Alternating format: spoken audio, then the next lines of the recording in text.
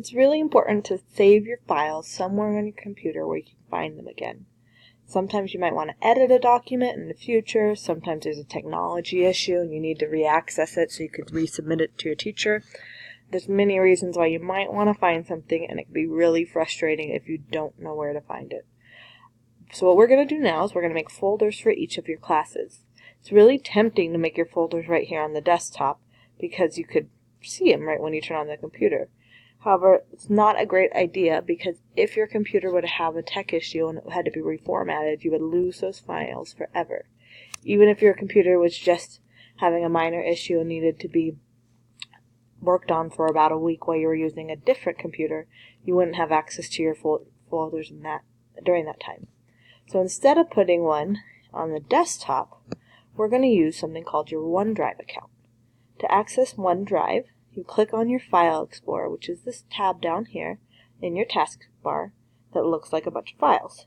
If you were not able to see this and it wasn't pinned to your taskbar, wasn't on your desktop, you could click the Windows button, click Search, and start typing File. File Explorer is the first one that jumps up. Once my File Explorer is open, I can see over here on the left my OneDrive. And then this is where you can start making some folders. So I'm going to make a folder for science. Then I can make a folder for social studies.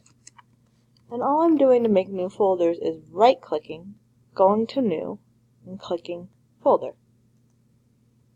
And then I can rename it. If I would accidentally click away and left a folder called New Folder, I'd just right-click again and go down to Rename, and then title that one.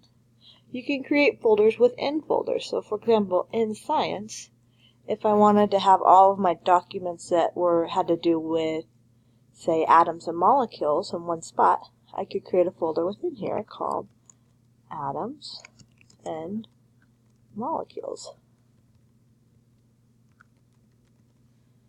And now I could save everything that had to do with that in this folder. So it lets you have multiple layers of organization.